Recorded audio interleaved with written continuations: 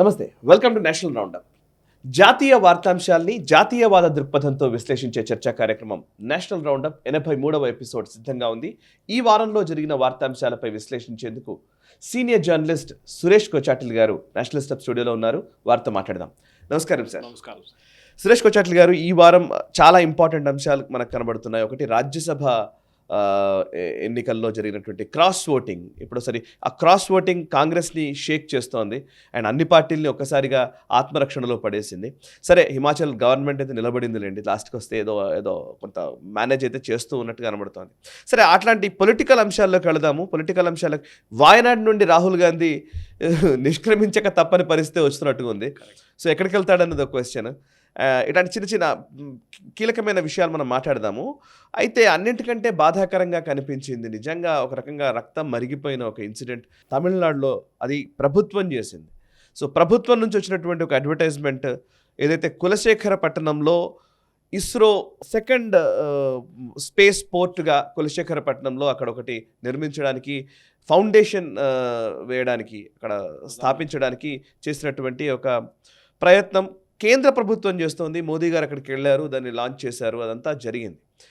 But అదే టైంలో DMK ప్రభుత్వం ఇచ్చినటువంటి ఒక అడ్వర్టైజ్మెంట్, ఆ అడ్వర్టైజ్మెంట్లో ఓవైపు మోదీ గారి ఫోటో, ఇంకోవైపు స్టాలిన్ ఫోటో, మధ్యలో చాలా స్పష్టంగా కనిపించే విధంగా మన ఇస్రో రాకెట్ పైన చైనీస్ ఫ్లాగ్ వేసి పెట్టడం జరిగింది. సరే, వేరే వేరే దేశాలతో పోల్చితే భారతదేశం చాలా గొప్ప పొజిషన్లోకి వచ్చింది అని చెప్పే ప్రయత్నంలో భాగంగానే వాళ్ళు అంటున్నారు. బట్ సిగ్నిఫికెంట్గా అయితే కావాలని చైనాని పెంచడానికి, భారతదేశాన్ని తగ్గించడానికి చేసిన ప్రయత్నంగానే ఆ అడ్వర్టైజ్మెంట్ చూస్తే మాత్రం కనబడుతోంది. సో ఒకసారి ఏంటి డిఎంకే మైండ్ సెట్ ఏంటి, అసలు ఆ ప్రభుత్వ మైండ్ సెట్ ఏంటి? మోదీ గారు వచ్చిన ఈవెంట్కి యాక్చువల్లీ ఈ మధ్యకాలంలో చైనాతో ఉన్న ప్రతిష్టంభన అందరికీ తెలిసిందే. అయినప్పటికీ కావాలని ఒక రాష్ట్ర ప్రభుత్వం అది చేసింది అనుకోవచ్చా? యాక్చువల్లీ డిఎంకే ఒక మినిస్టర్ రాధాకృష్ణన్ ఆయన చేశాడు ఈ పని. ఆయన రిలీజ్ చేశాడు యాడ్. ఈయన ముందు ఏఐడిఎంకేలో మినిస్ట్రీలో కూడా ఉండే. ఓకే, బహుశా ఇప్పుడు ఫిషరీస్ మినిస్టర్ అనుకుంటాను. ఓకే, ఈయన కాన్స్టిట్యున్సీ రిప్రజెంట్ చేస్తాడు. అండ్ ఐరానికలీ ఆ కాన్స్టిట్యున్సీ ఎంపీ కనిమొళి, పెద్ద అసెంబ్లీ కాకుండా అక్కడ ఉన్న లోక్సభ కాన్స్టిట్యున్సీ రిప్రజెంట్ చేస్తుంది. ఈ అడ్వర్టైజ్మెంట్లో చాలా క్లియర్గా తెలుస్తుంది. సాయి గారు మీరు చెప్పినట్టు ఒక స్టిక్కర్ పెట్టారు. ఏదో కంప్లీట్ రాకెట్, చైనీస్ రాకెట్ తీసుకొచ్చి పెట్టలేదు, ఇస్రో రాకెట్ మీదనే ఒక స్టిక్కర్ పెట్టారు. అవును. ఎందుకు? సరే, మీరేం చెప్తారు? వాళ్ళ ఎక్స్క్యూజ్ ఏంటంటే, చెప్పాల్సింది ఎక్స్క్యూజ్ ఏదో ఏజెన్సీకి ఇచ్చాం, వాళ్ళు చేసిన తప్పని. కానీ ఇది వచ్చిన తర్వాత కూడా ఒక అపాలజీ లేదు వాళ్ళ వైపు నుంచి, క్షమాపణ చెప్పలేదు. ఇంకోటి, కనిమొళి వచ్చి డిఫెండ్ చేస్తుంది. అవును, ఏదో హ్యూమన్ ఎర్రర్ అంటుంది ఆమె. అది కూడా లేదు. ఆమె అంటుంది ఆ ప్రాబ్లం ఏంటి, ఇంత పెద్ద ఇష్యూ చేయడం ఎందుకు? చైనా మనకు ఎనిమీ కంట్రీ అని, చైనా మన ఎనిమీ కంట్రీ అని చెప్పలేదు కదా. మోదీ గారు మామల్లాపురం తీసుకెళ్లారు కదా. అరే, కాంటెక్స్ట్ ఇస్ నాట్ దాట్. అక్కడున్న రాకెట్లు, ఆ రాకెట్ పైన చైనీస్ ఫ్లాగ్ పెట్టడం ఎందుకు? అది ప్రశ్న. ఎవడో సరే ఏజెన్సీ ఎవడో లోకల్ ఏజెన్సీ ఉంటాడు, వాడికి చైనా ఫ్లాగ్ మన ఫ్లాగ్ డిఫరెన్స్ కూడా తెలియదు అనుకుంటాను. అట్లాంటి వాళ్ళు కూడా ఉన్నారు మన దగ్గర. కానీ we should look at the larger picture Sai. ఎందుకంటే చాలా మందికి మన ప్రేక్షకులు కూడా తెలియదు ఎందుకు ఈ చెప్పిన ఈ కులశేఖరపట్నం అని చెప్పి ప్లేసు ఎందుకు క్రూషియల్ ఉందనేది. నిన్న కనిమొళి అంటుంది, మోదీ గారు ఏం చేయలేదు, ఇదంతా స్టేట్ గవర్నమెంట్ చేశారు, మేమే ల్యాండ్ ఇప్పించాం, మేమే అన్నీ చేసాం, మోదీ గారు రోల్ ఏమంటే, మోదీ గారు రోల్ లేకుండే ఆయన కింద వస్తుంది ministry, department of space is under the prime ministers office. వాళ్ళ పర్మిషన్ లేకుండా, వాళ్ళ బడ్జెట్ లేకుండా, ఐ థింక్ ఆల్మోస్ట్ 1000 కోట్ల బడ్జెట్ దీనికి కట్టడానికి ఫస్ట్ ఫేజ్కి, లేకుండా ఎట్లా కడతారండి? మీరు ల్యాండ్ ఇప్పించారు, అది మీ పని, అది ఇట్స్ యువర్ రెస్పాన్సిబిలిటీ. దానికి హిస్టారికల్ కాంటెక్స్ట్ ఉంది. అదేంటంటే, ముందు అన్నాదురై గారు ముఖ్యమంత్రిగా ఉన్నప్పుడు, 1962 అన్నాదురై గారు ముఖ్యమంత్రిగా ఉన్నప్పుడు, 1960s అనుకుంటాను బహుశా, సతీష్ ధవన్ వెళ్ళి ఇక్కడ మనకు ఒక లాంచింగ్ స్టేషన్ కావాలని చెప్పి ప్రపోజల్ కోసం తిరిగారు ఆయన. ఎందుకంటే మన కంట్రీలో లాంచింగ్ స్టేషన్స్ అని ఈస్ట్ సైడ్ నుంచి ఉంటుంది. ఎందుకంటే ఎర్త్ రొటేట్ అవుతున్నప్పుడు ఈ మన ఈస్టర్న్ ఫ్లాంక్ నుంచి లాంచ్ చేసిన శాటిలైట్స్కి ఒక న్యాచురల్ వెలాసిటీ వస్తుంది. అది మన దగ్గర ఉన్న ఆస్ట్రోఫిజిక్స్ కానీ ఇట్లాంటి స్టూడెంట్స్కి అర్థమవుతుంది. సో ఈస్ట్ వెస్ట్ కాకుండా ఈస్ట్ సైడ్ నుంచి, మన ఈస్టర్న్ ఇండియా వైపు నుంచి. సో ఈస్టర్న్ కోస్ట్ దగ్గర ఏదో ఒక ల్యాండ్ చూద్దామని చెప్పి వెళ్ళారు. In fact ironically the first launching station is in తుంబా.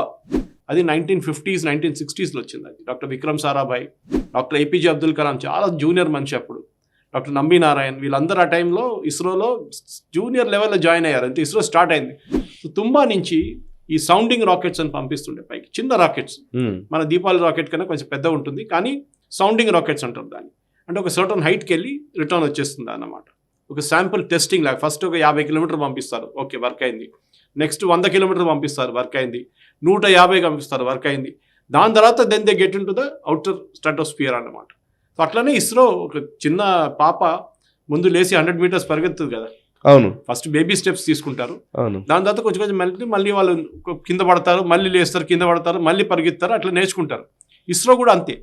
ఈ తుంబాలో కూడా ఒక హిస్టరీ ఉంది సాయి గారు, అది నంబినారాయణ గారి బుక్లో ఉంది, ఈవెన్ కలాం గారి బుక్లో కూడా ఉంది. అది ఏం జరిగిందంటే, ఈ తుంబా స్టేషన్ పెట్టడానికి, లాంచింగ్ స్టేషన్ పెట్టడానికి అక్కడ చూస్తే బిల్డింగ్లు ఏం లేవు.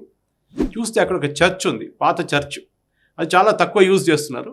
సో ఇస్రో వాళ్ళు ఏం చేశారంటే, మాకు ఈ చర్చ్ కావాలి, ఇది కరెక్ట్ ప్లేస్ ఇది మా కోసం లాంచింగ్కి, మాకు ఆ ప్లేస్ కావాలని చెప్తే అక్కడున్న లోకల్ ప్యారిష్ ప్రీస్ట్, అక్కడున్న ఆ చర్చ్కి ఇన్ఛార్జ్ ఆయన, ఏమో మా దగ్గర ప్రాబ్లం ఉంటుంది, మేము లోకల్స్ దగ్గర మాట్లాడాలి, మా చర్చ్కి వస్తున్న పాపులేషన్ ఉంటుంది కదా వాళ్ళ దగ్గర మాట్లాడాలని చెప్పారు. చిన్న గొడవకి ప్రాబ్లం ఉండే అక్కడ. కానీ కలాం గారు అప్పుడు, even though he was very junior, ఈ took up the initiative.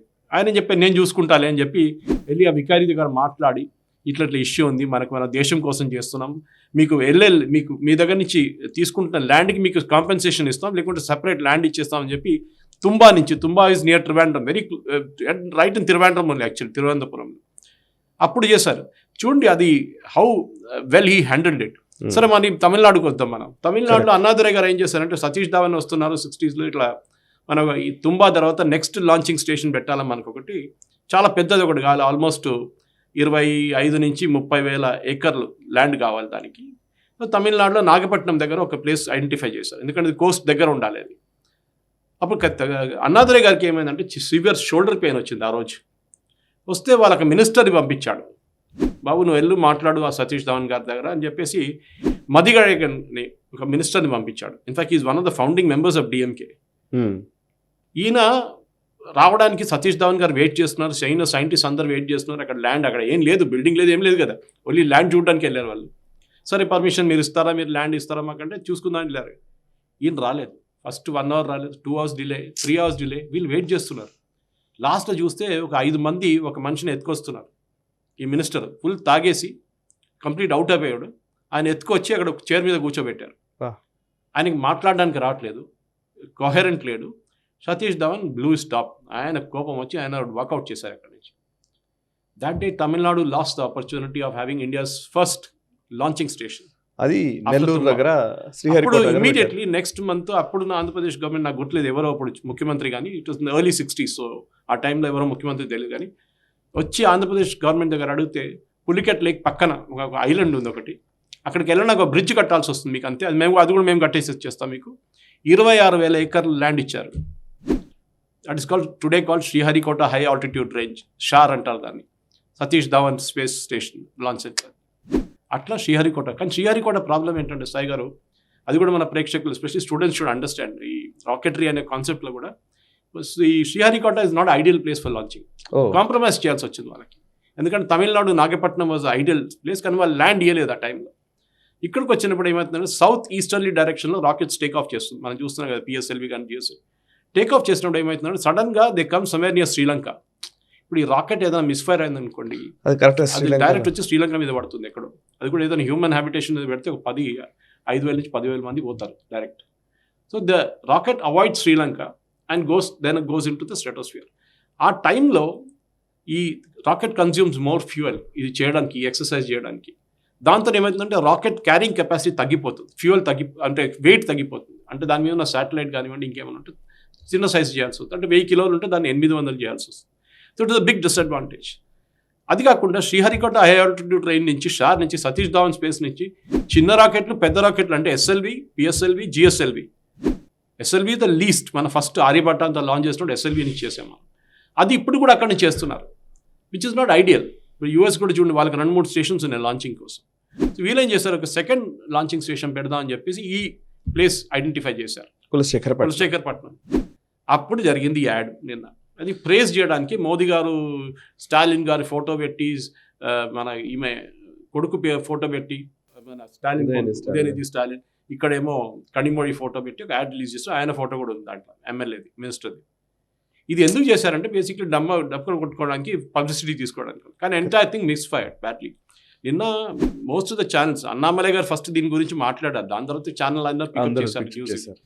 I mean how can you make such basic blunders? చాలా దారుణం. అండ్ ఈవెన్ చైనా విషయంలో ఇట్లా ఉంటే అటు కాంగ్రెస్ పార్టీ పాకిస్తాన్ పాట పాడడం ఇంకో ఇన్సిడెంట్, ఇది ఇంకా దారుణం. దీంట్లో కూడా సాయి గారు, మీరు ఈ డిఎంకే వాళ్ళ పార్టీ కార్డర్స్, వాళ్ళ ఫిలాసఫీ కటింగ్ సౌత్, ద్రవిడియన్, ఇది మనకు సపరేట్ రాష్ట్రం కావాలి ఇదని చెప్పి శ్రీలంక దగ్గర వెళ్ళి కొట్లాడ పెట్టుకున్నారు కదా. అవును, అప్పుడు తెలిసింది అది ఏమైందని. అవును, ఈలం కావాలని వెళ్ళారు వాళ్ళు, ఇచ్చారు, మస్తు డోస్ ఇచ్చారు శ్రీలంక వాళ్ళు, ప్రభాకర్ని మొత్తం ఖతం చేసి పడేశారు. So it's right asking, demanding for ఈలం in Sri Lanka, it's a different matter all together. మన దగ్గర వచ్చి ఖాళిస్తాన్ కావాలని చెప్పినట్లు ఉంటుంది పంజాబ్లో. అవును, okay, but Sri Lanka was right in refusing it. వాళ్ళ టెరిటరీలో మీరు వాళ్ళ దేశంలో వచ్చి మాకు దేశం కావాలంటే ఎవడు ఇవ్వడు మీకు. Anyway that's a different political thing, మనం దాంట్లో వెళ్ళక్కర్లేదు.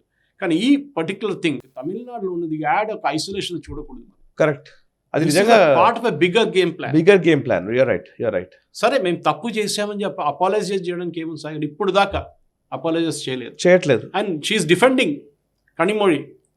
దాంట్లో ఏముంది, వాళ్ళు మన ఎనిమీస్ అంటే మీరు మా దాంట్లో వాళ్ళ ఫోటో పెట్టాం ఎందుకు? అవును, why Chinese flag on an Indian rocket? మీ లాయల్టీస్ ఎక్కడుంది? మనం అర్థం చేసుకోవచ్చు. నరసింహన్ రామ్ హిందూ ఉన్నాడు, అవును, ఆయన is out and out Chinese. Hindu advertisement వచ్చేస్తుంది, చైనీస్ అడ్వర్టైజ్మెంట్ వస్తుంది. చైనీస్ కమ్యూనిస్ట్ పార్టీ అక్కడ జరిగిందంట బీజింగ్ లో, దాని సప్లిమెంట్ చెన్నైలో వస్తుంది. And is very open. Sitaram Yechury చైనాను విపరీతంగా పొగుడుతూనే ఉంటాడు, వారానికి ఒకటి 10 రోజులకు ఒక ట్వీట్ చేస్తూనే ఉంటాడు చైనా క్లిక్ గురించి చూసాం, మనం అన్ని చూసాం. వీళ్ళు ఏం చేస్తుంటే వీళ్ళ వెహికల్స్ ని యూజ్ చేస్తారు వీళ్ళు. కరెక్ట్, సోషల్ మీడియా ఉండండి, మీడియా వెహికల్స్ యూజ్, దాంట్లో హిందూ ఉండొచ్చు, మిగతా ప్రింట్ ఉండొచ్చు, క్వింట్ ఉండొచ్చు, స్క్రాల్ ఉండొచ్చు, వీళ్ళందరూ ఉన్నారు దాంట్లో. న్యూస్ మినిట్, వీళ్ళకి అందరికి డబ్బులు ఇస్తారు చైనా గవర్నమెంట్. వాళ్ళ భజన వాడాల్సిందే. వాళ్ళ వ్యాక్సిన్ అన్నిటికంటే మంచిది, ఇండియన్ వ్యాక్సిన్ అసలు పనికిరాదు. కోవిడ్ టైంలో మీకు గుర్తుంటుంది ఇదన్నీ జరిగినప్పుడు. ఇది కూడా అంతే. This is basically a game by DMK. వాళ్ళ పార్టీ సింపథైజర్స్ తోని ఒక ఇండియన్ గవర్నమెంట్ అగేన్స్ట్ ఒక మూవ్మెంట్ క్రియేట్ చేసి, ఒక్క మాట మోదీ గారు చేశారు, మోదీ గారు వచ్చి ఇనాగ్రేట్ చేశారు, we thank the central government అని ఒక మాట చెప్పలేదు ఆమె. కరెక్ట్. ఇది బాధ అనిపించింది. ఎందుకంటే ఎక్కడుంది డిఎంకే గవర్నమెంట్ రోల్? ల్యాండ్ ఇప్పించారు, దాంట్లో పెద్ద పని హైవే కడితే ల్యాండ్ ఇస్తారు అంటే మీ ఫోటో పెట్టుకుంటారు అక్కడ, దాని పక్కన హైవే పెట్టు. హైవే ఎవరు కడుతున్నారు? That's important. Land acquisition is a state government job. దాంట్లో మీరు ఆ ల్యాండ్ ఇప్పించారని చెప్పి ఇంత పెద్ద గొడవ చేయడం ఎందుకు? పర్ఫెక్ట్. దాంట్లో మోదీ గారి రోల్ ఏం లేదు, సెంట్రల్ గవర్నమెంట్ రోల్ లేదు. సెంట్రల్ గవర్నమెంట్ రోల్ లేకుండా ఎట్లా వస్తుందండి? ఇస్రో వాళ్ళు వస్తారు అక్కడికి. అవును, అది దాని తర్వాత మేము చూస్తాం. మన ఈయన్ని కూడా, సోమనాథ్ గారిని, ఇస్రో చీఫ్ని, అవును, ఎంత ట్రోలింగ్ చేస్తారండి కేరళ లాంటి రాష్ట్రాల్లో. ఆయన గుడికి వెళ్తే, ఇస్రో లాంచ్ కైనా గుడికి వెళ్తే, ఈ సైంటిస్టులు గుడికి ఎందుకు వెళ్తున్నారు? అవును, మన సెక్యులర్ కంట్రీ కాదా? అరే ఒక బిలీఫ్ ఉంది. ఇప్పుడు కాదు, కలాం గారి టైం నుంచి, దానికన్నా ముందు సతీష్ ధావన్ టైం నుంచి కూడా గుడికి వెళ్తుంటే వాళ్ళు తిరుమలకి రెగ్యులర్గా వెళ్తారు. ఏదైనా పెద్ద లాంచ్ కన్నా ముందు తిరుమలకి వెళ్ళి ఒక స్కేల్ మోడల్ పెట్టి పూజ చేస్తారు అక్కడ. దానికి మీరు ఇక్కడున్న ప్రేక్షకులకు తెలియదు. కేరళలో Somnath, even though is a Malayali, is abuse like anything by అక్కడున్న కమ్యూనిస్ట్ ఇస్లామిక్ ట్రోల్స్. విపరీతంగా ట్రోలింగ్ చేస్తారు ఆయన్ని. అంటే సైన్యం అన్నా, శాస్త్రవేత్తలన్నా వీళ్ళకి ఎవరికి గౌరవం లేదు. ఎందుకంటే వాళ్ళు దేశం కోసం పనిచేస్తున్నారు, దేశాన్ని పెంచాలనుకుంటున్నారు కదా. ఆ దేశం పెరగకూడదు, అది లెక్క. సో నెక్స్ట్ అంశం సార్, ఇది ఇంకా దారుణమైన అంశం. కాంగ్రెస్కి ఇంకా నన్ను అడిగితే, ఇక్కడ ఈవెన్ మన రాష్ట్రాల్లో ఉన్న కాంగ్రెస్ వాళ్ళకు కూడా ఇంకా హ్యాంగ్ ఓవర్ నుంచి బయటకు రావట్లేదు. ఆ వెస్ట్రన్ లేదా పాకిస్తాన్ ఇన్ఫ్లుయెన్స్డ్ మైండ్ సెట్ నుంచి బయటకు రావట్లేదు కాంగ్రెస్. ఎప్పటి వరకు అయితే రాదో అప్పటి వరకు వాళ్ళు ఫేస్ చేయాల్సిందేనేమో. రీసెంట్గా ఈ వారంలో జరిగిన ఒక డెవలప్మెంట్, కర్ణాటక గవర్నమెంట్ ఒక కాన్ఫరెన్స్ నిర్వహించాలనుకుంది. ఇంటర్నేషనల్ కాన్ఫరెన్స్ అంట. International conference on the constitution. భారతదేశపు రాజ్యాంగం గురించి ఇంటర్నేషనల్ కాన్ఫరెన్స్ కూడా నాకు అర్థం కావట్లేదు. ఫస్ట్ పాయింట్, మనం సెట్ చేసుకుంటాం, దట్స్ అన్ ఇంటర్నల్ మ్యాటర్, అంతే కదా. ఇంటర్నేషనల్ కాన్ఫరెన్స్ ఏంటో ఇండియన్ కాన్స్టిట్యూషన్ గురించి ఒకటి. రెండోది, దానికి పాకిస్తాన్కి అనుకూలంగా రాతలు రాసే ఒక London based writer professor Nitasha కౌల్ని ఇన్వైట్ చేశారు. I salute this Modi government really. ఆమెని ఎయిర్పోర్ట్ నుంచే డిపోర్ట్ చేసి పంపించేశారు, లోపలికి కూడా రానియలేదు. ఐ సెల్యూట్ మోదీ గవర్నమెంట్ ఈ యొక్క పరిణామానికి మాత్రం 100%. పాకిస్తాన్కి అనుకూలంగా రాతలు రాసే వాళ్ళని కాంగ్రెస్ గవర్నమెంట్ పిలవడం ఏంటి? ఆ పిలిచి, నాకు మీరే చెప్పాలి అసలు ఇంత అన్యాయం ఏంటో. డైరెక్ట్ విధాన్ సౌదాలో వాళ్ళు మళ్ళీ ఇంకా సపోర్టివ్గా మాట్లాడుతున్నారు. హరిప్రసాద్ ఆయన అయితే చెప్పారు, పాకిస్తాన్ మీకు శత్రు దేశమేమో, మాకు కేవలం పొరుగు దేశం మాత్రమే, నైబరింగ్ కంట్రీ మాత్రమే అంటాడు. అదే దాని తర్వాత మీరు చూసుంటారు కదా, మొన్న సయ్యద్ నాసిర్ హుసేన్ మన ఖర్గే గారు ప్రైవేట్ అసిస్టెంట్ ఆయన రాజ్యసభ గెలిచారు అక్కడి నుంచి. వాళ్ళ సపోర్టర్స్ కర్ణాటక అసెంబ్లీ లోపల స్పెషల్ పాసులు తీసుకొచ్చి పాకిస్తాన్ జిందాబాద్ అని చెప్పారు. ఇప్పుడు ఏమంటున్నారు, కొన్ని మినిస్టర్స్ అయితే డినై చేస్తున్నారు, కానీ వాళ్ళ ముఖ్యమంత్రిని అట్లీస్ట్ మెచ్చుకోవాలి. ఆయన అన్నారు నాకు తెలియదు, మాకు ఫరెన్సిక్ పంపించి చెక్ చేపిస్తాం వీడియో అని చెప్పేసి. He didn't out rightly deny it ముఖ్యమంత్రి, ఆయన కూడా డినై చేయొచ్చు కాదు, ఏం జరగలేదు అట్లా అని చెప్పేసి. ఇది వీళ్ళకి ప్రాబ్లం ఎక్కడ వస్తుంది సార్? మనం కనిమొഴി గురించి మాట్లాడాం, నో దిస్ కంటిన్యూషన్. ఈ కంటిన్యూషన్ కేరళలో అయితే అయిపోయింది ఆల్రెడీ. కేరళలో మీరు చూడక్కర్లేదు, కేరళలో 100% సపోర్ట్ కమ్యూనిస్ట్ పార్టీకి అక్కడ, లేకుంటే జిహాదీల కోసం. కేరళలో ఒక యూనివర్సిటీలో ఫిలిం ఫెస్టివల్ నడుస్తుంది, ఒక ఫెస్టివల్ నడుస్తుంది వాళ్ళది, ఇంటర్ యూనివర్సిటీ ఫెస్టివల్. దాని పేరు ఏం పెట్టారు గుర్తుందో సాయి గారు? ఇప్పుడు నడుస్తుంది అది కేరళలో, ఇంతిఫాదా 2024. మై గాడ్, ఇంతిఫాదా అంటే పాలస్టీనియన్స్ టెర్రరిస్ట్ యూజ్ చేసేది, ఇజ్రాయెల్కి అగేన్స్ట్ గా యూజ్ చేసే వర్డ్ అది. మై గాడ్, నిన్న పోస్టర్లు పెట్టి నేను ఎంత గొడవ అయిన తర్వాత కూడా ఇవాళ దాకా ఒక మాట వైస్ ఛాన్సలర్ ఏదో ఎక్స్ప్లెనేషన్ అడిగారంట. ఆయన అంట నా పర్మిషన్ తీసుకోలేదు ఈ ఫెస్టివల్ కోసం అని. ఎవరు పెట్టారు అది? ఈ కమ్యూనిస్ట్ పార్టీ వాళ్ళది, SFI students union, communist party CPM వాళ్ళది. నిన్ననే ఒక అబ్బాయిని కొట్టి చంపారు అక్కడ ఒక కాలేజీలో, హాస్టల్లో ర్యాగింగ్ చేసి 36 గంటలు కంటిన్యూస్గా ర్యాగింగ్ చేసి. పోలీసులో ఆల్మోస్ట్ 48 hours దాకా కేసు తీసుకోలేదు సాయి గారు. వాళ్ళ అమ్మ నాన్న ఏడుస్తుంటే కూర్చుంటే లాస్ట్ పోస్ట్ మార్టంలో వచ్చిన తర్వాత దాని రిజల్ట్ తర్వాత వీళ్ళు 6 మందిని అరెస్ట్ చేశారు. 36 మంది ఉండే స్టూడెంట్స్. ఈ స్టూడెంట్స్ ఫెడరేషన్ ఆఫ్ ఇండియా అనేది ఒక టెర్రరిస్ట్ ఆర్గనైజేషన్గా డిక్లేర్ చేయాల్సింది ఫస్ట్. ఇక్కడున్న బీజేపీ గవర్నమెంట్ అదే చేయాలి ఫస్ట్. బికాజ్ వీళ్ళు చేస్తున్న అరాచకత్వం కేరళలో బయటికి ఎక్కువ రావట్లేదు, మన దగ్గర కూడా చాలా తక్కువ. నాకు గుర్తుంది, నేను ఉస్మానియా యూనివర్సిటీలో ఆ టైంలో చదువుతున్నప్పుడు అక్కడ మన దగ్గర 2 పెద్ద యూనియన్స్ ఉండే, స్టూడెంట్స్ యూనియన్, ఒకటి పీడిఎస్యూ, ఒకటి ఆర్ఎస్యూ, 2 నక్సలైట్ రిక్రూటింగ్ గ్రౌండ్ ఉండే వాళ్ళకి. తర్వాత ఎన్టీఆర్ గారు వచ్చిన తర్వాత నాకు గుర్తుంది, ఆయన కంప్లీట్గా క్లీన్ చేసి పడేశారు ఉస్మానియా యూనివర్సిటీని అక్కడి నుంచి. ఇప్పుడు అసలు ఎవరు, ఎందుకంటే మనకు తెలుసు ఈ లాయల్టీ వీళ్ళది ఏంటంటే, వీళ్ళ పాకిస్తాన్, వీళ్ళు ఏమంటారు, మీరు చూసా హరిప్రసాద్ కానీ మీకు పాకిస్తాన్ దుష్మన్ దేశం ఉంటుంది, మాకు లేదు. అరే మా సోల్జర్స్ని చంపుతున్న టెర్రరిస్ట్ వచ్చి మన మీద కార్గిల్ మీద దాడి చేశారు కార్గిల్లో. ఇప్పుడు కూడా మీరేమంటారు, పుల్వామా అటాక్ చేశారు, దాని అన్నీ అయిపోయిన తర్వాత వీళ్ళేమంటారు, అరే మాకు పాకిస్తాన్తో ఏ ప్రాబ్లం లేదు, పాకిస్తాన్ మాకు ఇష్యూ లేదు. అసలు ఏంటి ఇది, అసలు అర్థం కావట్లేదు. వీళ్ళు ఈ దేశాన్ని అమ్ముకుంటారా? 10 రోజులు ఇస్తే దేశాన్ని అమ్ముకుంటారు ఈ కాంగ్రెస్ వాళ్ళు. సో ఇట్లాంటి పరిస్థితుల్లో definitely there has to be ఇట్లాంటి ఓన్లీ పాస్పోర్ట్ క్యాన్సిల్ చేయడము, వీసా క్యాన్సిల్ చేయడం, ఏదైనా వీసా ఉంటే ఆ కంట్రీకి అడ్వైజ్ ఇచ్చి వాళ్ళ వీసా కూడా క్యాన్సిల్ చేయడం.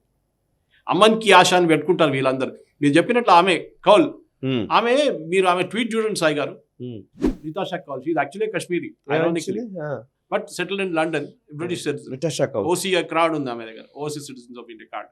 దాన్ని పెట్టుకొని వీసా అక్కర్లేదు కదా, ఒకసారి మీకు ఓసీ అంటే వీసా లేకుండా రావచ్చు. కానీ ఆయన ఎయిర్పోర్ట్లో పెట్టి ఆమెకు పంపించారు. ఆమె ట్వీట్లు చూడండి, ఆర్టికల్ 370 తీసేసినప్పుడు అంత, కానీ మా ట్వీట్స్ అన్ని చూస్తే పాకిస్తాన్ జిందాబాద్ అంటుంది ఆమె స్ట్రేట్ అవే. అట్లాంటి వాళ్ళని కాంగ్రెస్ వాళ్ళు ఇన్వైట్ చేస్తున్నారు సెమినార్ కోసం. మనం చూసాం దీనికన్నా ముందు కూడా నేషనల్ అడ్వైజరీ కౌన్సిల్ అని చెప్పి సోనియా గాంధీది ఒక కంప్లీట్ క్యాబినెట్ ఉండే, సూపర్ క్యాబినెట్. మన్మోహన్ సింగ్ పైన కూర్చున్నారు. దాంట్లో ఉన్న మెంబర్స్ గురించి చూడండి మీరు, అందరూ ఆల్ వేర్ యాంటీ ఇండియా. వీళ్ళందరూ పెట్టుకున్నారు Sonia Gandhi, they are holding cabinet rank. That's best part. పాపం మొదటి దశలో జయప్రకాష్ నారాయణ గారు ఉండేది, జేపీ గారు ఉన్నారు. జేపీ గారు తర్వాత తెలిసిపోయిందేమో ఇంక్లూడ్ కదా, అది స్మార్ట్ మూవ్ ఆఫ్ us. అదే కొంతమందిని వాళ్ళని పెట్టి కొంతమందిని వాళ్ళు కూడా ఉన్నారు కదా, లెఫ్టిస్ట్ ఒకటే కాదు అంటారు. నేను అడిగాను ఒకసారి హర్షమందరు వీళ్ళందరి విషయంలో, అప్పటికి ఆయన పాపం అయిపోయింది. ఆయన సాయి గారు ఎంటైర్ థింగ్ మనం ఇదన్నీ ఐసోలేషన్లో చూస్తున్నాం. ఒక కేరళలో ఇంతిఫాదా యూనివర్సిటీ ఫెస్టివల్, మన తమిళనాడులో జరిగిన రాకెట్, దాని మీద చైనీస్ పిక్చరు, ఈమెని ఎయిర్పోర్ట్ నుంచి పంపించడము, పాకిస్తాన్ జిందాబాద్ అని చెప్పి కర్ణాటకలో విధాన్ సౌదాలో మొన్న ఎలక్షన్ తర్వాత, రాజ్యసభ ఎలక్షన్ తర్వాత స్లోగన్ షౌటింగ్. దీని తర్వాత ఈయన హరిప్రసాద్ స్టేట్, అన్నీ మనం ఐసోలేషన్లో చూస్తున్నాం. అది కాకుండా అక్కడ మక్తల్లో మనం అక్కడ చూస్తున్నాం, బేకాల్ అక్కడ తీసేసారు. అంటే నాకు ఇంకొకటి అనిపిస్తుంది యాక్చువల్లీ, రాహుల్ గాంధీ విదేశీ పర్యటనలు మనకు ఒకసారి నిజానికి దాని మీద ఫోకస్ చేయాలి sir. I want to focus on those. Every time he goes out something happens. ఎవరెవరిని కలుస్తున్నారు అనేది చాలా కీలకమైన విషయం. ఆయన ఎక్కువగా కలుస్తున్నది పాకిస్తాన్ లాబీయిస్ట్లనే లేదా యాంటీ ఇండియా ఫోర్సెస్నే. అండ్ ఈవెన్ ఈమె పేరేంటి నితాషా కౌల్, వీళ్ళు కూడా లండన్లో ఆయన కలిసినట్టుగా ఉన్నాయి. ఆయన జర్నలిస్ట్లని, వాళ్ళని వీళ్ళని, న్యూయార్క్ టైమ్స్ ఎడిటర్లు, వీళ్ళు. నాకు అసలు actually Rahul Gandhi team and Rahul Gandhi's ఆయన టూర్స్ వాటన్నిటి మీద డెఫినెట్గా భారతదేశ ప్రభుత్వం కొంచెం దృష్టి పెట్టాలి. ఆయన పర్సనల్లీ ఆయన ఏంటో నాకు తెలియదు, కాంగ్రెస్ పార్టీకి సంబంధించి ఏమున్నదో తెలియదు కానీ, but in the interest of the nation definitely ఈ విషయం కొంచెం సీరియస్గా ఆలోచించాల్సిందే. Every time Rahul Gandhi goes out, మీరు చూసుంటారు సాయిగారు, అండ్ Yeah. లాస్ట్ 10 సంవత్సరాల్లో ఎప్పుడెప్పుడు బయటికి వెళ్ళాడో తిరిగి వచ్చేదాకా నెక్స్ట్ వీక్ ఒక ఇన్సిడెంట్ జరిగేది ఇండియాలో, ఏదో ఒక ఇన్సిడెంట్, పెద్ద ఇన్సిడెంట్ జరిగేది. అఫ్ కోర్స్ టెర్రర్ అటాక్ ఏం జరగలేదు, thanks to Ajit Doval and others, మన సెక్యూరిటీ ఫోర్సెస్. కానీ ఇట్లాంటి గొడవకి ఈయన బయట ఎందుకు వెళ్తాడు? ఉండి భారత్ జోడో న్యాయ యాత్ర అని పెట్టుకున్న టక్మని ఆపేసి అక్కడికి వెళ్ళిపోయాడు లండన్కి. అందరూ ఏమనుకుంటారు, లండన్లో స్టాన్ఫోర్డ్ వాళ్ళు పిలిచారు, ఏం పిలవారండి, అక్కడ చాలా హాల్స్ ఉంటే మీరు రెంట్లో తీసుకోవచ్చు. దీనికన్నా ముందు కూడా మనం మాట్లాడాం దాని గురించి. దాని పెద్ద పని ఏం లేదు, సూట్ బూట్ అంతా వేసుకొని, సూట్ బూట్గా సర్కార్ అంటారు ఈయన, ఆయనే సూట్ బూట్ వేసుకొని నిలబడతాడు అక్కడ. సో ఈ ప్రాబ్లం ఎక్కడ వస్తుందంటే వీళ్ళది మన ఐసోలేషన్ చూస్తున్నాం. మన భారతదేశంలో ఉన్న మన ప్రజలు ఆలోచించాలి, ఇది ఈ కుట్ర జరుగుతున్నదాన్ని ఐసోలేషన్. రేపు మీరు అనుకుంటారు నాతో నేను కాదని చెప్పేసి, రేపు మీకు జరిగేటప్పుడు మీకు అప్పుడు అర్థమవుతుంది ప్రాబ్లం ఏంటని. కేరళలో ఉన్న ప్రజలు ఆల్రెడీ దీన్ని they are suffering because of this. ఇంకొక ఇన్సిడెంట్ చెప్తాను సాయి గారు, మొన్న పొంగాల జరిగింది కేరళలో, Attukal Pongala, which is the largest gathering of women in the planet. It's Guinness book of world record event. 25 లక్షల మంది వాజ్ ద రికార్డ్ లాస్ట్, కానీ ఈసారి ఎంతో తెలియదు, 30 కూడా ఉండొచ్చు. అక్కడ దీనికన్నా ముందు అరెస్ట్ అయిన పాకిస్తాన్ ISI ఒకడు పోలీసు వాళ్ళు పట్టుకున్నారు, కేరళ పోలీసు వాళ్ళు. ఆటుగాల్ పొంగాల ప్రీవియస్ డే త్రివేంద్రంలో ముందు రోజు అక్కడ పట్టుకున్నారు. వాడిని ఎట్లా పట్టుకున్నారంటే, వాడు బండి పెట్టి ఒక SUV పెట్టేసి దాని మీద కేరళ పోలీస్ స్టిక్కర్ పెట్టుకుని వస్తున్నాడు, తమిళనాడు నుంచి, నాగర్కోయిల్ సైడ్ నుంచి, అంటే కన్యాకుమారి సైడ్ నుంచి. డౌట్ వచ్చి ఆపేసి పట్టుకుంటే వాడు ఇవ్వడానికి కూడా వీళ్ళు తెలియదు. తర్వాత తీసుకెళ్ళి వాడిని ఫింగర్ ప్రింట్ చేస్తున్నప్పుడు తెలిసిపోయింది వీడు ISI టెర్రరిస్ట్ వీడు అని. వాడికి ఎక్కడో తమిళనాడులో ఎక్కడో బెయిల్ ఇచ్చారు, వాడు దాని తర్వాత బెయిల్ జంప్ చేసేసాడు అక్కడి నుంచి. పట్టుకున్నప్పుడు వాడు ఆటుగాల్ పొంగాల రోజు ఏం చేస్తున్నాడు, అక్కడ బాంబు పెట్టేస్తే మనకు తెలుసు వేలాది మంది చనిపోతారు ఆ రోజు. పట్టుకున్న తర్వాత ఏం చేశారు, పోలీస్ స్టేషన్కి తీసుకొచ్చి బెయిల్ ఇచ్చేశారు, స్టేషన్ బెయిల్. స్టేషన్ బెయిల్ అంటారు, మన స్టేషన్లో మన చాలా తక్కువ టర్మ్ పనిష్మెంట్ ఉన్నప్పుడు స్టేషన్ బెయిల్ ఇవ్వచ్చు, let's up to the inspector to do it. Station bail ఇచ్చారు టెర్రరిస్ట్కి, స్టేషన్ బెయిల్. వాడు దాని తర్వాత గాయపడిపోయాడు. వాడి మీద కేసు ఏం పెట్టాడు, ఇంపర్సనేషన్, అంటే పోలీసు వాడిలాగా యాక్ట్ చేసావు నువ్వు అని చెప్పి కేసు పెట్టాడు. అంత లీనియంట్గా కేసు పెట్టాడు. వాడు ఎక్కడ పోయాడు ఎవరికి తెలియదు. ఇది పరిస్థితి సాయి గారు. మన ప్రాబ్లం ఏంటంటే, మన దగ్గర ఉన్న మీడియా, మన దగ్గర ఉన్న లెఫ్టిస్ట్ మీడియా ఎస్పెషల్లీ, ఎందుకంటే ఈవెన్ తెలుగులో కూడా 99% లెఫ్టిస్ట్ మీడియానే ఇక్కడ ఉన్న అందరూ. వాళ్ళకి మోదీ అంటే నచ్చదు, హిందూస్ అంటే అస్సలు నచ్చదు. శశి తరూర్ మన త్రివేంద్రంలో చెప్పినట్ల, Hinduism and Hindutva doesn't work in Kerala అంటే కేరళలో నువ్వు హిందూగా ఉండి హిందుత్వ ప్రాపర్ చేసి హిందూయిజం చూసుకుంటే నీకు అసలు ఫ్యూచరే లేదు కేరళలో అని శశి తరూర్ చెప్తున్నారు. డోంట్ కమ్ టు కేరళ అంటే హిందూస్ని అంటున్నాడు. అట్లాంటి మనిషిని మనం డైరెక్ట్ చేసి పార్లమెంట్కి పంపిస్తాం. ఇది మన ప్రజలు కూడా ఆలోచించాలి. మీరు ఓటేసే ముందు స్పెసిఫిక్గా నేను చెప్తున్నాను, డెఫినెట్గా కాకుండా ప్రజలు ఆలోచించాలి ఈ మాట. మీరు ఎవరికి ఓటేస్తున్నారు, ఎందుకు వేస్తున్నారు అనేది. కరెక్ట్. నేను మోదీ గారికి ఓటేయాలని చెప్పట్లేదు, కానీ లాస్ట్ 10 సంవత్సరాలు ఏం జరిగింది, ఒక బాంబ్ బ్లాస్ట్ అయినా జరిగిందా except for north east and కాశ్మీర్లో? మీకు ఎక్కడైనా ఏమైనా జరిగిందా? ఇది చాలా స్ట్రాంగ్ పాయింట్ సాయి గారు. ఇది మన దేశంలో వీ షుడ్ యాక్చువల్లీ ఎన్ష్యూర్. తెలంగాణలో ఏం జరుగుతుంది మనకు కూడా తెలియదు ఇక్కడ, కానీ ఇక్కడ కూడా అంతనే అపీస్మెంట్ నడుస్తుంది. ఓకే, వాళ్ళకి ఫండ్స్ ఇవ్వడము, వీళ్ళకి ఫండ్స్ ఇవ్వడము. హిందువులకు ఏం దొరకదు, హిందువులు గుడి నుంచి డబ్బులు గుంజుకుంటారు. కానీ వక్ఫ్ బోర్డు కానివ్వండి, మిగతా వాళ్ళు చేయి అసలు బెటర్, వీళ్ళు వాళ్ళకి ఫండ్స్ ఇస్తారు ఉల్టా. కర్ణాటకలో చూసాం మనం, ఆ బిల్లు పోయింది. ఇప్పుడు బిల్లు వాళ్ళు ఓడిపోయారు అసెంబ్లీ కౌన్సిల్లో, ఎందుకంటే అక్కడ మెజారిటీ లేదు కాంగ్రెస్కి, దానికోసం ఓడిపోయారు వాళ్ళు టెంపుల్ నుంచి ట్యాక్స్ తీసుకోవడానికి. ఇది పరిస్థితి సాయి గారు, and I blame Hindus for this. Correct. ఇక్కడున్న హిందువులు ఎట్లయిపోయారంటే, మేము చాలా సెక్యులర్ వాళ్ళం, మేము ఈ RSS లాగా, మన బజరంగ్ దళ్ లాగా, విశ్వ హిందూ పరిషత్ లాగా మనం ఎందుకు అగ్రెసివ్గా కావాలి, మేమెందుకు పోలీస్ స్టేషన్కి పోవాలి, మేమెందుకు లాకప్లో పడాలి, వాళ్ళు చూసుకుంటారులే అని. అది మీరు చూసుకోకపోతే ఒకరోజు మీ మీద వచ్చి బాంబు పడుతుంది. ఆ రోజు మీకు అర్థమవుతుంది ఏంటనేది. ఇప్పుడున్న ప్రజలు అది అర్థం చేసుకోవాలి. Okay, right sir. అండ్ ఇక నెక్స్ట్ అంశం, రాహుల్ గాంధీ వయనాడ్ నుంచి రాహుల్ గాంధీ ఇంకా వెళ్ళిపోవాక తప్పని పరిస్థితి వచ్చింది. అండ్ CPI మాత్రం ఆ సీటు మాదేనని చాలా గట్టిగా చెప్తోంది. అండ్ కాంగ్రెస్ పార్టీకి వదిలేదే లేదు అని వాళ్ళు చాలా స్పష్టంగా చెప్తున్నారు. సో మీరు గతంలో కూడా మనం నేషనల్ రౌండప్లో చర్చించాము. యాక్చువల్లీ CPI వాళ్ళు చాలా స్ట్రాంగ్గా అక్కడ ఉన్నారు అని మీరు ఇంతకుముందు కూడా చెప్పారు. సో అమేథీ నుంచి వయనాడ్కి వచ్చారు. ఇప్పుడు వయనాడ్ నుంచి ఎక్కడికి వెళ్తారు? ఖమ్మం వెళ్తారా, లేకపోతే కర్ణాటకకి వెళ్తారా? ఏంటి పరిస్థితి? రాహుల్ గాంధీ పరిస్థితి పాపం చాలా ఘోరంగా ఉంది సాయి గారు. ఎందుకంటే ఇప్పుడు అమేథీ రాయ్బరేలీ వాళ్ళ ఫ్యామిలీ బ్యాక్ యార్డ్ ఉండే ఒక టైంలో, మన అందరికి తెలుసు. నెహ్రూ టైం నుంచి, ఇందిరాగాంధీ టైం నుంచి ఉండేది అనమాట.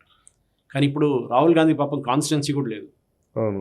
ఎందుకంటే ఉన్న ఒక వయనాడు అనేది అందరికి తెలుసు. Indian union Muslim league stronghold, 90% Muslim population అక్కడ.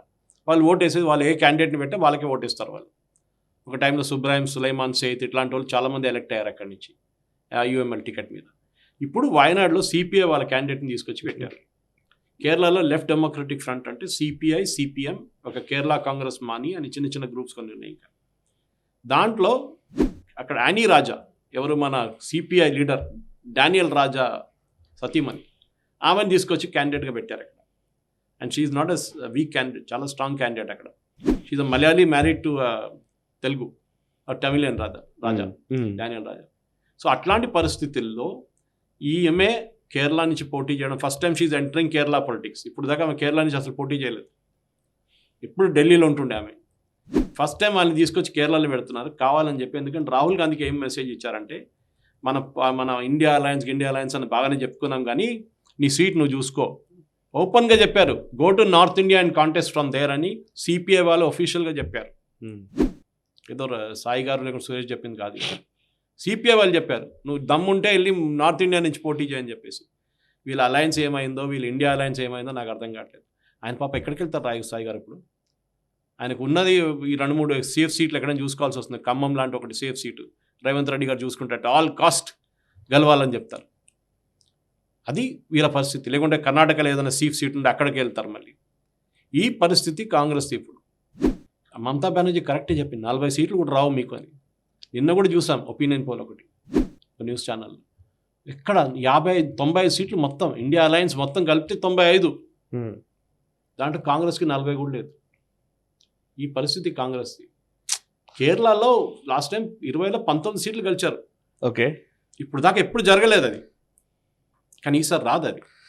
కానీ ఇప్పుడు ఈవెన్ కాంగ్రెస్ పార్టీకి సంబంధించి కాంగ్రెస్ కానీ, అటు సమాజ్వాదీ పార్టీ కానీ, అటు ఆర్ఎల్డీ కానీ, మొన్నటి రాజ్యసభ ఎలక్షన్స్ అయితే అసలు ఆశ్చర్యమే కదా సార్. క్రాస్ ఓటింగ్ జరిగిపోయింది. ఒక రకంగా చెప్పాలంటే అందరు ఎమ్మెల్యేలు వాళ్ళు కాంగ్రెస్ వాళ్ళు బీజేపీకి ఓటేసిన పరిస్థితి, సమాజ్వాదీ వాళ్ళు బీజేపీకి వేసిన పరిస్థితి. అందుకు బీఎస్పీకి సంబంధించిన ఒక ఎమ్మెల్యే కూడా బీజేపీకే సపోర్ట్ చేశారని. సో హిమాచల్ ప్రదేశ్ గవర్నమెంటే పడిపోతుంది అనుకున్నాం ఒక రకంగా చెప్పాలంటే. పడిపోతుంది యాక్చువల్లీ, వాళ్ళ మెజారిటీ లేదు. వాళ్ళు ఏం చేశారంటే శివకుమార్ ఏదో సస్పెండ్ చేశారు బీజేపీ వాళ్ళు, 6 మందిని డిస్క్వాలిఫై చేశారు. ఓకే, అక్కడే 21 మంది అయిపోయారు. ఒకసారి చెప్తారా, కొన్ని డీటెయిల్స్ చెప్పండి సార్. ఇది ఏమైందంటే, ఇప్పుడు జరిగిన ఎలక్షన్లో 6 మంది కాంగ్రెస్ వైపు నుంచి బీజేపీకి ఓటేశారు. అవును, అభిషేక్ మను సింఘ్వి నిలబడ్డారు. వాళ్ళ కోపం ఏంటంటే, ఫస్ట్ ఆఫ్ ఆల్ వాళ్ళని దాంట్లో 3 మినిస్టర్ చేయలేదని చెప్పి చాలా నుంచి వాళ్ళ కోపం ఉంది. యాక్చువల్ అభిషేక్ మను సింఘ్వి మీద కూడా కోపం ఉండొచ్చు, ఎందుకంటే బయట నుంచి వచ్చిన అవుట్ సైడర్ వచ్చి మా సీట్ తీసుకున్నాడని చెప్పేసి. అది కర్ణాటకలో కూడా జరిగింది. అజయ్ మాకన్ వెళ్ళి కర్ణాటక నుంచి గెలిచాడు. దమ్ముంటే ఢిల్లీ నుంచి పోటీ చేయాలి కదా. అవును, అజయ్ మాకన్ చేయలేదు. ఓకే, మన ఖర్గే గారు సెక్రటరీ కూడా అంతే సంగతి వీళ్ళదని. సో ప్రాబ్లం ఎక్కడ వచ్చిందంటే, ఈ స్పెసిఫిక్గా సాయి గారు ఈ క్రాస్ ఓటింగ్, సరే బీజేపీ దగ్గర కూడా జరిగిందని, కర్ణాటకలో 2 ఎమ్మెల్యేలు ఓట్ చేశారు, కానీ didn't make a major difference. ఎందుకంటే ద 4th క్యాండిడేట్కి మెజారిటీ లేదు. బీజేపీ జేడీఎస్ క్యాండిడేట్గా ఒక ఇండస్ట్రియలిస్ట్ పెట్టారు అంతే. So it was not a party candidate. Okay, BJP candidate గెలిచారు అక్కడ, వాళ్ళు 3 సీట్లు గెలిచారు కర్ణాటకలో. ఎందుకు వాళ్ళకి సీట్లు ఎక్కువ అని చెప్పేసి, ఎమ్మెల్యేలు ఎక్కువ అని చెప్పేసి. సో స్పెసిఫిక్గా ఇక్కడ జరిగింది ఏంటంటే, ఈ పర్టికులర్ మనం చూసాం, యూపీలో గెలవడానికి బీజేపీకి 8 సీట్కి ఛాన్స్ లేకుండే యాక్చువల్లీ. సో 8-10 గెలుచుకున్నారు బీజేపీ. ఇప్పుడు సమాజ్వాదీ పార్టీ 2 సీట్లు గెలుచుకున్నారు. ఓకే, సో అక్కడ జరిగిన మీరు చెప్పినట్ల బీఎస్పీ ఎమ్మెల్యే ఉమాశంకర్ సింగ్ ఆయన కూడా ఓటేశాడు బీజేపీకి. మనం అగైన్ ఇది మన హిమాచల్ ప్రదేశ్, మన యూపీ అనే ఐసోలేషన్లో చూస్తున్నాం మనం. It is not in isolation Sai గారు. మీరు అడిగిన ప్రశ్నకి రాహుల్ గాంధీ గురించి ఇక్కడ ఒక ఆన్సర్ ఉంది దానికి. ఎందుకంటే రాహుల్ గాంధీ దగ్గర ఉన్న వాళ్ళ రాయ్బరేలీ అమేథీ కాన్స్టిట్యున్సీలో ఉన్న ఎమ్మెల్యేలు కూడా సమాజ్వాదీ పార్టీ నుంచి ఉన్న ఎమ్మెల్యేలు, ఎందుకంటే ఆ సీట్లో మెజారిటీ సమాజ్వాదీ పార్టీకి ఎప్పుడు వస్తుంది అక్కడ, వాళ్ళు కూడా వెళ్ళి ఈసారి బీజేపీకి ఓటేశారు క్యాండిడేట్కి. సో దిస్ రాజ్యసభ ఎలక్షన్ మనం బీజేపీ ఆఫ్కోర్స్ ఇప్పుడు 4 సీట్లు తక్కువనే ఉంది, దాంట్లో 2 ఫిలప్ అయిపోతుంది, 2 సీట్లు తక్కువ ఉంటుంది వాళ్ళకి ఎన్డీఏకి మెజారిటీగా. Okay, which is cool. ఎందుకంటే అదర్వైజ్ వాళ్ళు నవీన్ పట్నాయక్ కానీ వైఎస్ఆర్సీపీ మీద వీళ్ళ మీద ఆధారపడి ఉంటుండే, వాళ్ళు రాజ్యసభలో ఏదైనా బిల్ పాస్ చేయాలంటే ఇప్పుడు వాళ్ళకి ఈజీ అయిపోయింది. కానీ ఈ స్ట్రాటజీ చూడండి, ఎంత బాగా స్ట్రాటజీ యూజ్ చేశారు బీజేపీ వాళ్ళని. వీళ్ళు ఎట్లా ట్యాకిల్ చేశారంటే అది మెచ్చుకోవాలి ఎవరిని, యోగి ఆదిత్యనాథ్ గారిని.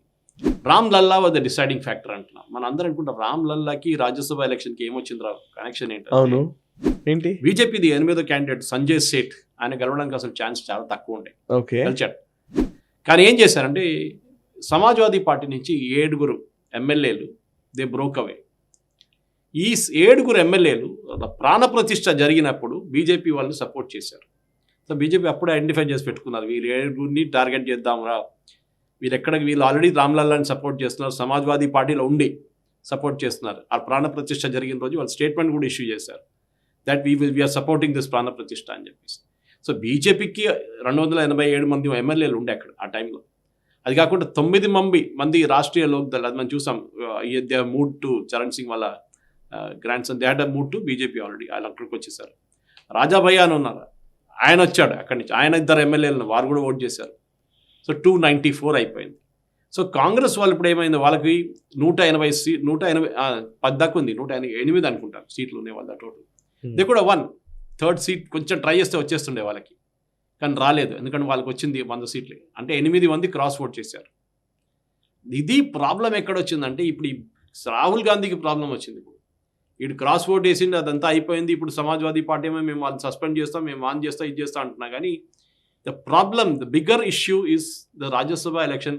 చూడండి, Pradesh Congress working committee president of Assam నిన్న రిజైన్ చేశారు, ఇవాళ బీజేపీలో జాయిన్ అవుతా అంటున్నాడు.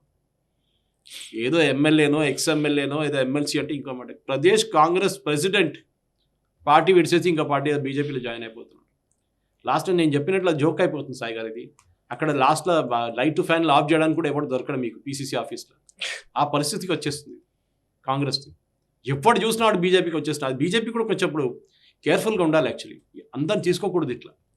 ఒక మంచి పని చేశారు కమల్నాథ్ తీసుకోకుండా, ఎందుకంటే కమల్నాథ్ మీద మన అందరు తెలుసు, ఆయన మీద ఉన్న 1984 సిక్ రైట్స్ ఉన్న కేసు ఇప్పుడు కూడా ఆయన మీద తల మీద తిరుగుతుంది.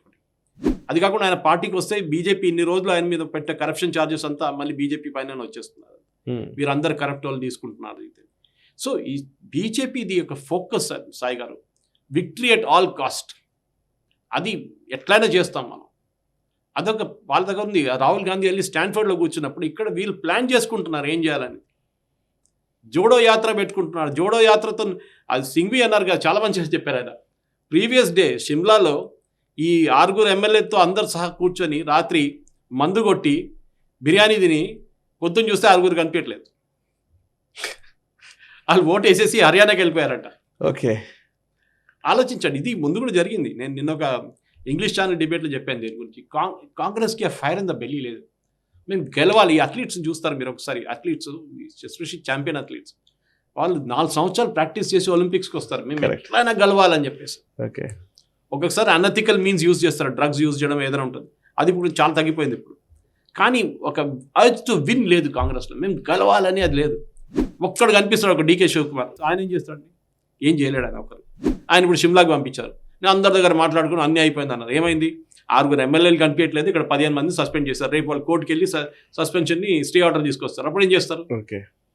సో ఈ గవర్నమెంట్ ఉంటుందో పడిపోతుందో. హిమాచల్ చాలా చిన్న స్టేట్, కానీ BJP sending out bigger message that they have the urge to win. ఎందుకంటే మనం అందరూ ఎలక్షన్ మిషనరీ గురించి మాట్లాడతాం. బీజేపీ వాళ్ళ ఎలక్షన్ మిషనరీ అంటే షాక్ అండ్ ఆర్ డిఫీట్ అనమాట. వాళ్ళు they will go all out. అది అమిత్ షా బాడీ లాంగ్వేజ్లో మీకు కనిపిస్తుంది. కరెక్ట్. కానీ వీళ్ళు ఇండియా అలయన్స్ అది ఇది అని చెప్పేసి పెద్ద డ్రామా చేశారు. లాస్ట్ రోజు ఇప్పుడు ఇండియా లేదు, అలయన్స్ లేదు, ఇప్పుడు వాళ్ళకి ఆ పరిస్థితికి వచ్చేసారు. రైట్. నెక్స్ట్ అంశం సార్, అస్సాం గవర్నమెంట్ చైల్డ్ మ్యారేజెస్ని ప్రివెంట్ చేసే విధంగా, అంటే ఈ బాల్య వివాహాలు పెరిగిపోతున్న టైంలో బాల్య వివాహాలు కట్టడి చేసే విధంగా ఒక చట్టాన్ని తీసుకురావడం జరిగింది. ముస్లిం మ్యారేజ్ యాక్ట్ ఏదైతే ఉందో దానికి అమెండ్మెంట్స్ చేయడం జరిగింది. సో ఆ కొత్త యాక్ట్కి సంబంధించి చూస్తున్నాను. Assam Muslim marriage and divorce registration act of 1935ని రిపీల్ చేసి క్యాబినెట్ ఇప్పుడు అస్సాం రిపీలింగ్ ఆర్డినెన్స్ 2024 తీసుకురావడం జరిగింది. బేసికల్లీ ముస్లిం మ్యారేజ్ యాక్ట్లోనే ఈ అంశం బాల్య వివాహాలకు చట్టబద్ధత ఉన్న నేపథ్యంలో దాన్ని తొలగించడం జరిగింది. And Himanta Biswa Sharma was very clear on floor. నిజానికి ఆయన ఫ్లోర్లో మాట్లాడిన ఆ స్పీచ్ చూస్తే చాలా స్పష్టంగా ఉన్నారు. సో ఒకసారి వివరిస్తారా దీని డీటెయిల్స్ ఏంటి, అస్సాంలో జరుగుతుంది ఏంటి ఒకసారి చెప్తారా? ఇది 89 సంవత్సరాల పాత యాక్ట్ సాయి గారు. ఇది 1935 ఫస్ట్ ఈ యాక్ట్ ప్రొబల్గేట్ చేశారు. అంటే వచ్చింది. 1935 బీజేపీ లేరు కదా, అవును, ఎవరు చేశారు? బ్రిటిష్ వాళ్ళు చేశారు. బ్రిటిష్ వాళ్ళు చేశారు. అప్పుడు registration of Muslim marriages was made compulsory. ఎందుకంటే హిందూస్కి ఆల్రెడీ ఉంది రిజిస్ట్రేషన్, ఓకే ఓకే ముస్లిమ్స్కి లేకుండే. సో కంపల్సరీ అది ఏం చేస్తారంటే వాలంటరీ రిజిస్ట్రేషన్ ఆఫ్ మ్యారేజ్. ఎందుకంటే వీళ్ళు కాజీల దగ్గర వెళ్ళి పెళ్లి చేయించుకుంటారు.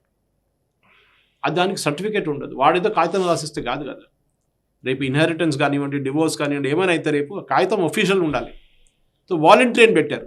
దాంట్లో 2010లో ఏ గవర్నమెంట్ ఉన్నారండి సెంట్రల్లో? Union government Manmohan Singh. ఆ మన్మోహన్ సింగ్ గవర్నమెంట్ ఉన్న టైంలో స్టేట్ గవర్నమెంట్, అస్సాం గవర్నమెంట్ ఏం చేశారంటే 2010లో ఈ వాలంటరీ అనే వర్డ్ని కంపల్సరీ చేశారు. అంటే ముస్లిం పెళ్లి ఎవరైనా చేసుకుంటే ముస్లిం దాంట్లో ఇస్లామిక్ ట్రెడిషన్లో they have to register. Already వచ్చేసింది అక్కడ. ఈ ప్రాబ్లం ఎక్కడ వస్తుందంటే సాయి గారు, ఈ ముస్లిం పర్సనల్ లాలో ఈ అమ్మాయికి పెళ్లి ఎప్పుడు చెప్పాలి? ఎందుకంటే మనకి చట్టాలు ఉన్నాయి. మనకి 18 సంవత్సరాల అమ్మాయి, 21 సంవత్సరాల అబ్బాయి ఉండాలని. ఇప్పుడు 21 చేస్తున్నారు అందరికీ. కానీ ఇస్లామిక్ వీళ్ళ షరియా లా ప్రకారం వీళ్ళేం చేస్తారంటే వీళ్ళంటారు ఒక అమ్మాయి ప్యూబర్టీకి వచ్చేస్తే she is ready for marriage అంటారు. అంటే ఒక 11-12 సంవత్సరాల అమ్మాయి కూడా she attains maturity, she is considered good for marriage. ఆలోచించండి, ఆమె బాడీ స్ట్రక్చర్ ఏంటి, ఆమె how can she even give birth to a child and when she is just 14 or 15. ఈ చట్టాన్ని దీన్ని చేంజ్ చేయడానికి చేశారు. ఇప్పుడు కూడా ఇస్లామిస్ట్ ఇదే దాని మీద పట్టుబడతారు. మా చట్టం అలాగ, మాకున్న దాన్ని ఏం చేయకూడదు. ఇప్పుడు కూడా ఇదే చూస్తున్నారు. ఎందుకంటే ఇప్పుడు ఎందరు అంటున్నారు ఇది యూనిఫామ్ సివిల్ కోడ్కి ఒక బ్యాక్ డోర్ ఎంట్రీ అంటున్నారు. ఎస్, బహుశా ఉండొచ్చు. ఆల్రెడీ ఉత్తరాఖండ్లో మనం చూసాం. ఉత్తరాఖండ్ ఎందుకంటే దిస్ ఇస్ ఆల్సో పర్సనల్ లా. కానీ ఇక్కడ this is being put under POCSO. అంటే మీరు చైల్డ్ మ్యారేజ్ అన్నిటికంటే ఎక్కువ జరిగేది అస్సాంలో సాయి గారు. 4,000 మందిని పాక్సో యాక్ట్ కింద అరెస్ట్ చేశారు 2026 దాకా. ఎరాడికేట్ చేయడానికి టార్గెట్ తీసుకున్నారు గవర్నమెంట్ చైల్డ్ మ్యారేజెస్ని. మన దగ్గర కూడా తెలంగాణలో జరుగుతుండే చాలా మటుకు. And that nothing to do with religion.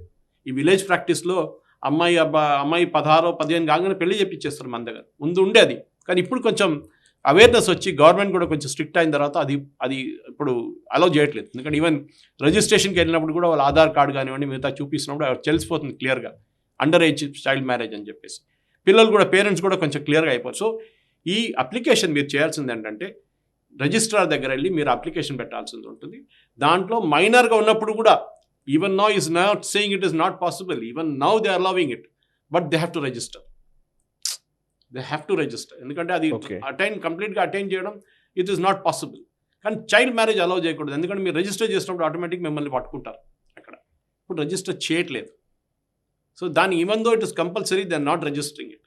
ఇప్పుడు వీరేమంటారంటే అక్కడ ఉన్నది 94 కాజీలో ఉన్నారు అస్సాంలో. కానీ అస్సాంలో 34% మంది పాపులేషన్ ముస్లిమ్స్. ఉత్తరాఖండ్లో ఎంత 18-19 అంతే. Because majority of Assam Muslims are Bengali Muslims, Bangladesh నుంచి వచ్చిన వాళ్ళు వీళ్ళందరూ. సో డెఫినెట్గా ఈ కాజీల ఎక్స్క్యూజ్ యూజ్ చేయడము, ఈ పొలిటికల్ బ్యాక్గ్రౌండ్ యూజ్, ఎందుకంటే ఉత్తరాఖండ్ మనం చెప్పినట్ల వాళ్ళు ఆల్రెడీ యూసీసీ ప్రామిల్గేట్ చేసుకున్నారు. కానీ అస్సాంలో ఈ 2011 సెన్సస్ ప్రకారం చూస్తే కూడా 34%, ఇప్పుడు మినిమం ఒక 38% అయి ఉంటుంది. సో వీళ్ళందరూ most of them are actually illegal migrants. మనం అందరూ చూసాం అస్సాంలో చాలా ఇష్యూస్ ఉండే. ఆల్ అస్సాం స్టూడెంట్స్ యూనియన్ ఉండే, గొడవ పెద్ద జరిగింది రాజీవ్ గాంధీతోని. In fact the first state to implement NRC already is Assam, identifying and sending. So ఈ దీంట్లో ఎందుకంటే ఇప్పుడు మనం చూస్తున్నాం చైల్డ్ మ్యారేజ్ కూడా ఈ 62% మంది, 3,000 మందిని అరెస్ట్ చేశారు చూడండి ఫస్ట్ రౌండ్లో. అరెస్ట్ చేసిన దాంట్లో 62% మంది ముస్లిమ్స్. హిందువులు కూడా ఉన్నారు, అంత remaining are Hindus. So it is not that he's acting only against Muslims. Child marriage prevent చేస్తున్నాడు అంతే. కానీ లాంగ్వేజ్ మీరు ఒక రిలీజియన్ దాంతో మిక్సప్ చేయకండి. That is what even he is trying to say. So డెఫినెట్గా I think what he has done is very good. ఆయన చెప్పారు కూడా that he will repeal this law as long as is alive అని చెప్పారు Himanta Biswa Sarma. I think నా అంచనా ప్రకారం I think after Yogi Adityanath he is the most strong chief minister అని చెప్పచ్చు హిమంత బిశ్వ శర్మ. అని ఆయన వచ్చింది కాంగ్రెస్ నుంచి, అది మన అందరికి తెలుసు సంగతి.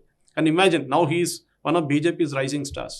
కరెక్ట్. సౌత్లో అన్నామలై అని చెప్తున్నట్ల ఈస్ట్ నుంచి Himanta Biswa Sarma. BJP has created ఈ పర్టికులర్ లాని ఇంప్లిమెంట్ చేయడానికి తెలంగాణ రాష్ట్రంలో ఆలోచించండి సాయి గారు. ఇక్కడ కూడా చైల్డ్ మ్యారేజెస్ నడుస్తున్నాయి ముస్లిమ్స్లో.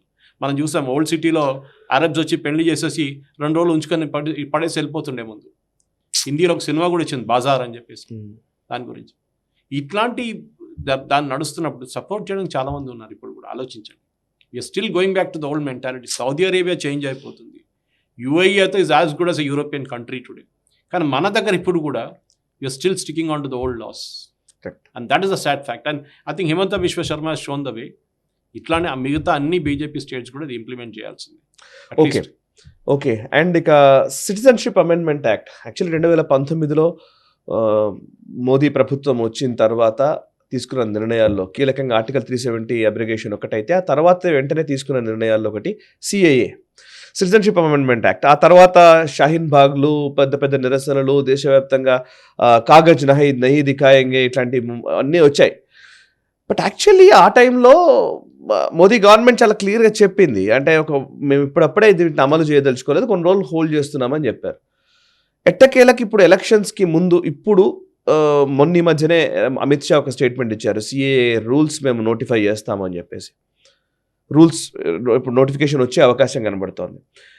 ఎందుకు ఇంత లేట్ చేశారనేది నిజమైన పెద్ద కంప్లైంట్. నిజంగా హిందూ సొసైటీ నుంచి లేదా ఎవరైతే నేషనలిస్టులు ఉన్నారో వీళ్ళందరూ చాలా సంవత్సరాల నుంచి అడుగుతున్నది, ఇంకా రూల్స్ నోటిఫై చేయకపోవడం ఏంటి అనే క్వశ్చన్తోనే ఉన్నారు. అట్లీస్ట్ ఇప్పుడు వస్తుంది, ఒకసారి మీ విశ్లేషణ ఇస్తారా?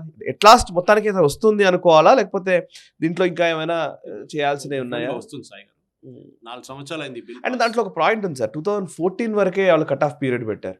తర్వాత కూడా చాలా మంది వచ్చిన వాళ్ళు ఉన్నారు, రావాలనుకున్న వాళ్ళ పరిస్థితి. Apply for it. చాలా మందికి రూల్ గురించి తెలియదు. Please citizenship explain, amendment act అనేది 4 సంవత్సరాల ముందు పాస్ చేశారు. దాంట్లో persecuted minorities from Pakistan, Bangladesh, Afghanistan they can come and apply for Indian citizenship అనే fast track basis. Okay. Adnan Sami అని ఒక సింగర్ గురించి వినుంటాం. అవును. పాకిస్తానీ. అవును. He got Indian citizenship. Correct. He didn't apply through CAA. Correct. No, ఆయనకు వచ్చింది కదా. రూల్ ఏంటంటే మీరు ఇక్కడ 10 సంవత్సరాలు ఉన్న తర్వాత you can automatically apply for it. ఇప్పుడు కూడా ఆఫ్టర్ 24 పాస్పోర్ట్ ఫస్ట్ ఇక్కడ లోకల్ అథారిటీస్ చేయాలి. ఎంట్రీ గేట్ ఒక ఎంట్రీ ఉంటుంది మీ పాస్పోర్ట్ లో, లేకుంటే ఇంకేమైనా డాక్యుమెంటేషన్ మీరు భారతదేశానికి ఈ డేట్కి వచ్చారని జరిగిన. దాంట్లో ప్రాబ్లం ఏంటంటే ఈ 2014 దాకా కట్ ఆఫ్ ఎందుకు పెట్టారంటే మన్మోహన్ సింగ్ గవర్నమెంట్ అసలు ఎవరికి సిటిజన్షిప్ ఇవ్వలేదు, చాలా తక్కువ మందికి ఇచ్చారు. వాళ్ళు ఉన్న 10 సంవత్సరాలు 2004 నుంచి 2014 దాకా చాలా తక్కువ మందికి సిటిజన్షిప్. లక్షలాది మంది వచ్చారు అక్కడి నుంచి. ఢిల్లీ, రాజస్థాన్, హర్యానా, పంజాబ్ నుంచి వందలాది మంది చిన్న చిన్న టెంట్లు ఉంటారు సాయి గారు. పరిస్థితి వాళ్ళది they are refugees in India. ఆలోచించండి, మీరు రోహింగ్యాలకి ఆధార్ కార్డు ఇస్తున్నారు ఇక్కడ ఉన్న ఎంఐఎం వాళ్ళంతా, వీళ్ళకి ఒక ఫెసిలిటీ కూడా లేదు. మన దగ్గర ఉన్న కొన్ని హిందూ ఆర్గనైజేషన్స్ వాళ్ళు వెళ్ళి దీనికి చేస్తున్నారు, వీళ్ళ కోసం పనిచేస్తున్నారు. ఉమేంద్ర రత్నం, దాన్ని మన తెలుగు ఆయన కూడా ఒక ఆయన ఉన్నారు, I forget his name, I get his name, but these kind of people need to be appreciated Sai. ఎందుకంటే they are doing awesome work. కానీ ఈ రూల్స్ నోటిఫై చేయడం ఎందుకు చాలా ఇంపార్టెంట్, ఎందుకంటే ఒక లా వచ్చిన తర్వాత లా ఉంటుంది, కానీ స్పెసిఫిక్ డీటెయిల్స్ దాంట్లో వచ్చేది ఈ specifically in the rules only. అది మనం అర్థం చేసుకోవాలి. So that is what. So ఇప్పుడు 2014 తర్వాత వచ్చిన వాళ్ళకి కూడా వస్తుంది, దే కెన్ అప్లై అని మీరు అంటున్నారు. అయితే ఈ యొక్క సిఏఏ అనేది ఈ అప్లై అయ్యేది ఓన్లీ 2014 ముందు వరకు వాళ్ళకి మాత్రమేనా? అంతే కట్ ఆఫ్ పెట్టారు. ఆ కట్ ఆఫ్ వరకు మాత్రం కట్ ఆఫ్ పెట్టారు. దాని తర్వాత కూడా you can work on it, there is no doubt about it. So you have to work on it అనేది స్పెసిఫిక్గా నేను అద్నాన్ సామి కేసు ఎందుకు చెప్పానంటే దాని తర్వాత కూడా చాలా మందికి వచ్చినాయి.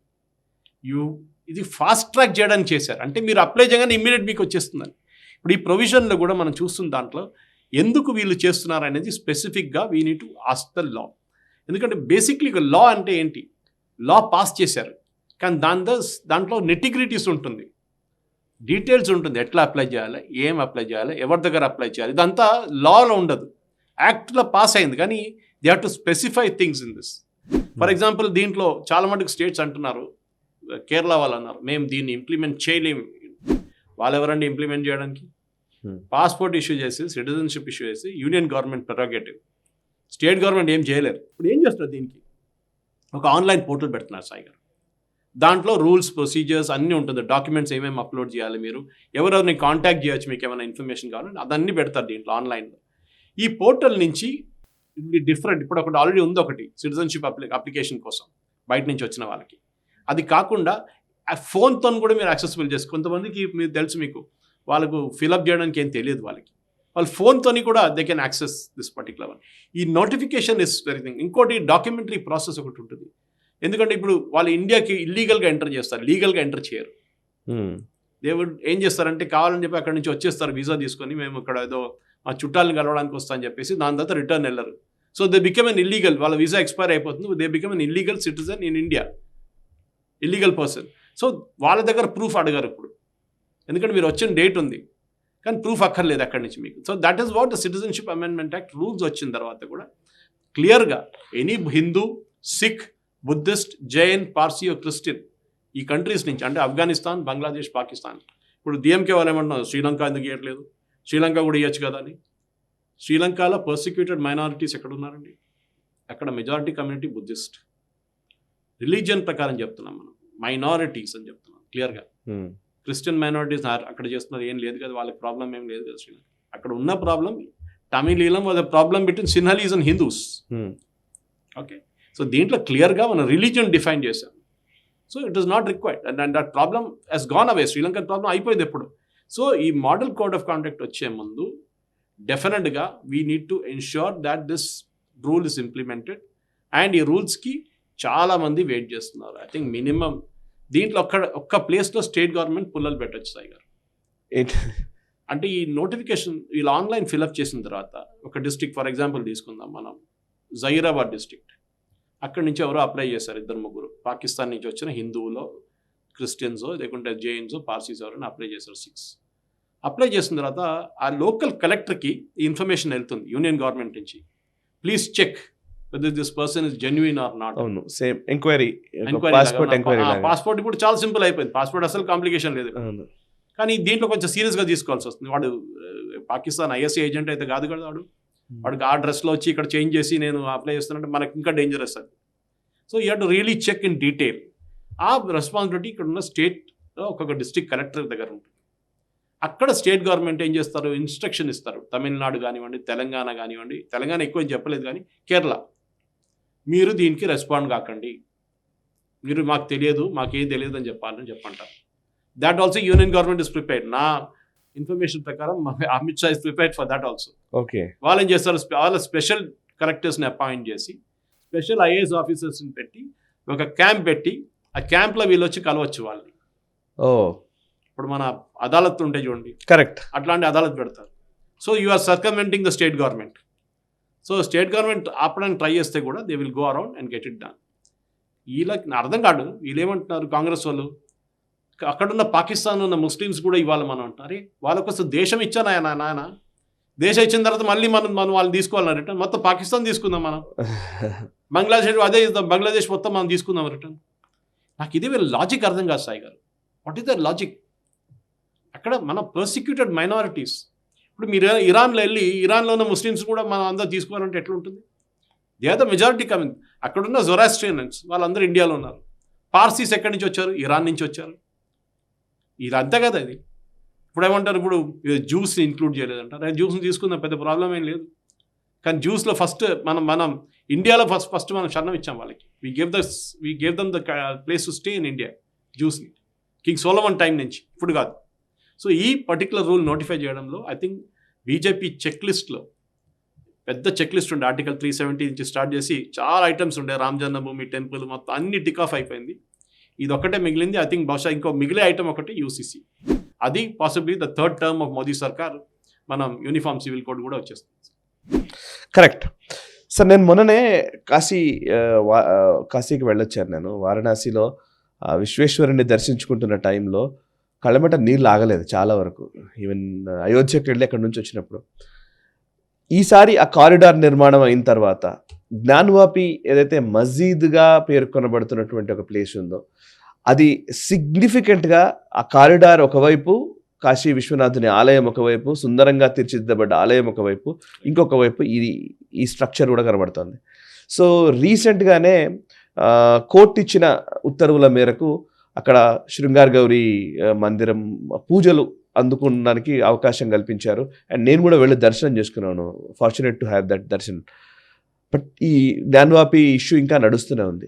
కోర్టు ఆర్గ్యుమెంట్స్ ఇవన్నీ జరుగుతున్న టైంలోనే ఒక కొత్త వార్త వెలుగులోకి వచ్చింది. అదేంటంటే ములాయం సింగ్ ప్రభుత్వము కావాలని ఒక చట్టమే చేసింది ఈ జ్ఞానవాపి విషయంలోకి రాకూడదని.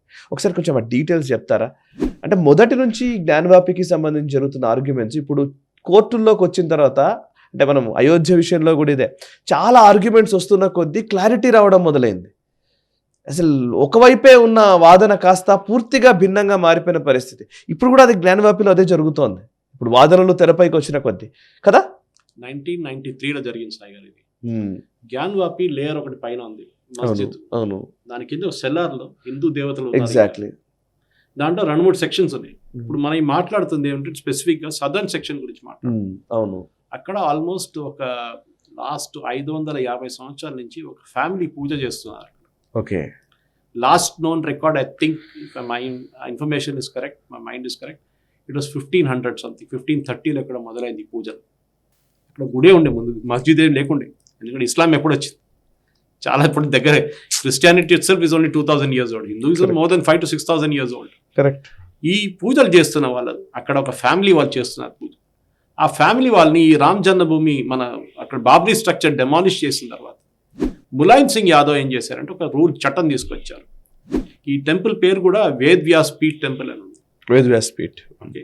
వాళ్ళ మెటర్నల్ గ్రాండ్ ఫాదర్ దగ్గర నుంచి కేసు మొదలైంది. ఇది వాళ్ళు పూజలు చేసుకుంటూ వస్తున్నారు. అంటే 3 generations 4 generations నడుస్తుంది. 93లో ములాయం సింగ్ యాదవ్ సమాజ్వాదీ పార్టీ గవర్నమెంట్ రాగానే, అంటే కళ్యాణ్ సింగ్ గవర్నమెంట్ పడిపోయిన తర్వాత సమాజ్వాదీ పార్టీ రాగానే వీళ్ళు ఆపేశారు పూజలు.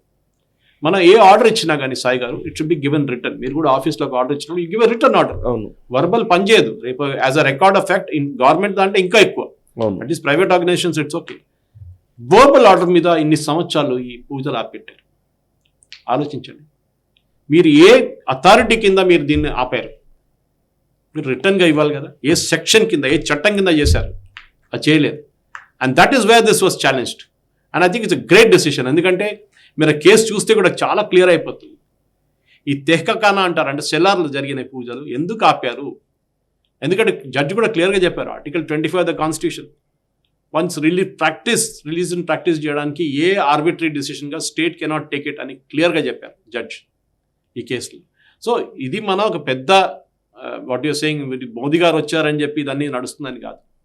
ఈ టైటిల్ స్యూట్ 91 నుంచి నడుస్తుంది సార్ కేసు. పూజలు అయితే 500 సంవత్సరాలు అంటారు. కానీ ఈ మనం తెలుసు, మొన్న శృంగార్ గౌరీ టెంపుల్ గురించి మీరు మాట్లాడారు, అది ఇంకోటి వారణాసి కోర్టులో. That is anyway sorted out now. కానీ ఈ మాస్క్ వాళ్ళు కూడా దీన్ని ఎందుకు వ్యతిరేకిస్తున్నారు? మీ మస్జిద్ని ముట్టట్లేదు కదా, మీ మస్జిద్ కింద ఉంది. ఇది కింద గుడి ఎట్లా ఉందని అది ఇంకో మాట, అక్కడే ప్రూవ్ అయిపోతుంది ఏముండే ఒరిజినల్ స్ట్రక్చర్ అని. సో ఈ వ్యాస్జీకి తెహ్కఖానా ఆల్రెడీ ఇట్స్ దేర్. అక్కడ చూశాను సార్ చాలా స్పష్టంగా, ఆ నంది స్ట్రైట్ గా అసలు ఎక్కడైతే మసీదు అటువైపు చూస్తారు. ఎందుకు చూస్తారండి? అసలు నందిని చూస్తూ ఉంటేనైతే కళ్ళమంట నీళ్ళు ఆగలేదు. ఇంత అన్యాయం సార్. అసలు ఎవరో నా దగ్గర అడిగారు, ఇంత గుడి ఎంత పలగొట్టినప్పుడు నందిని ఎందుకు పలగొట్టలేదని. సో ఔరంగజీబు ఇదంతా కొట్టినప్పుడు అనుకుంటుంటాడు, అనే బహుశా నాదే జనరేషన్ ఇంకా 10-20 సంవత్సరాలు నడుస్తుంది, అది నంది అక్కడ ఉంటే ఏం పోతుంది. గుడి అయితే మొత్తం పలగొట్టాం, నందిని అక్కడ ఉండని చాలా ట్రై చేసి ఉంటారు. మన హంపీలో చూస్తాం చూడండి, ఎన్నో పెద్ద పెద్ద స్ట్రక్చర్స్ని పలగొట్టారు, కానీ కొన్ని చేయలేకపోయారు. ఎందుకంటే they tried there best. It's చేసి ఉంటారు నందిని అట్లనే. So the question is, Nandi ఎక్కడ ఉండిపోయిన తర్వాత దానికి ఔరంగజీబ్ ఏం చేయలేదు చూడండి, ఎంత మంచి పని చేశాడు, నందిని ఎక్కడ ఉంచుకున్నాడు. నిజానికి దట్ సేమ్ ముస్లిం సొసైటీ నుంచే రావాలి. లేదు దిస్ ఇస్ రాంగ్ అని చెప్పి వాళ్ళే అనాలి. అది నిజానికి నిజంగా ఒకవేళ నిజంగా ట్రూత్ అండ్ రీకన్సిలియేషన్ ఒకవేళ జరిగితే అది అలా జరగాలి. కానీ మరి ఇంత అన్యాయంగా దాన్ని అలాగే ఉంటుంది, అలాగే కంటిన్యూ చేస్తాం మేము, ఏం పర్వాలేదు మీరు ఏం చేసుకుంటారో చేసుకోండి అన్నట్టుగా నాకైతే ఆ స్ట్రక్చర్ చూస్తుంటే అలాగే అనిపించింది. కేకే మహమ్మద్ గారు చాలా క్లియర్గా చెప్పారు ఒక ఇంటర్వ్యూలో, ఒకటే కదా 2-3 ఇంటర్వ్యూలో చెప్పారు. ఆయన మన దగ్గర కూడా ఒక ఇంటర్వ్యూ చేస్తారు నేషనల్ స్టాఫ్లో కూడా. ఆయన ఏం చెప్పారంటే, ఎందుకు మీకు కొట్లాడు, ఇది ముందు యాక్చువల్లీ బాబ్రీ స్ట్రక్చర్ కేసులో ఒక అగ్రిమెంట్కి వచ్చేసారు అప్పుడున్న పార్టీలు అందరు కలిసి, ఇది హిందువులకి ఇచ్చేద్దాం, మనం 1/3 ఉంచుకుందాం, వాళ్ళు 2/3 వాళ్ళు తీసుకెళ్ళిపోతారు, అఖారాది ఒకటి ఉంది, ఇంకో హిందూ వాళ్ళ ఇన్స్టిట్యూషన్ వాళ్ళకి ఇచ్చేద్దాం. అంత అగ్రిమెంట్ అయిపోయిన తర్వాత ఈ కమ్యూనిస్ట్ వాళ్ళు ఇర్ఫాన్ హబీబ్, రొమీలా తాపార్ లాంటి వాళ్ళు వచ్చి పుల్లలు పెట్టారు. దాంతో ఉన్న అగ్రిమెంట్ పోయింది. దానికి మళ్ళీ కేసే మొత్తం ల్యాండే పోయింది వాళ్ళ చేతి నుంచి, ఆ హిందువులకు వచ్చేసింది. ఇప్పుడు పెద్ద గుడి వచ్చేసింది. అప్పుడు ఇచ్చేస్తే ఇంత ప్రాబ్లం లేకుంటుండే, ఈ స్ట్రక్చర్ అక్కడే ఉంటుండే. నిజానికి సొసైటీలో ఒక హార్మోనీ ఉండాలంటే కనుక నిజానికి ఏదైతే పీస్ అని అదని మాట్లాడుతున్నారో అది నిజంగా మ్యూచువల్ గా ఉండాలి కదా సార్, ఒక సైడే ఉండకూడదు కదా. అదే సార్ గారు దీని ప్రొవిజన్ కూడా ఇప్పుడు ఈ కేసులో కూడా ఈ లిటరల్లీ కనబడుతుంది కదా, అది ఎవరైనా అండి చాలా స్పష్టంగా కనబడుతుంది కళ్ళకు. 5వ క్లాస్ వెనకాల మేము వెనక నుంచి పోతూ ఉంటే కూడా నడుచుకుంటూ వెళ్తూ ఉంటే స్పష్టంగా అక్కడ కింద ఆలయపు అవశేషాలు కనబడుతున్నాయి, స్ట్రక్చర్ కనబడుతోంది. మథురాకి వెళ్తే అంతే కదా, మథురా మీరు నిల్లు అక్కడ చూస్తే మీకు తెలిసిపోతుంది ఇది హిందూ గుడి స్పష్టంగా తెలుస్తుంది సార్.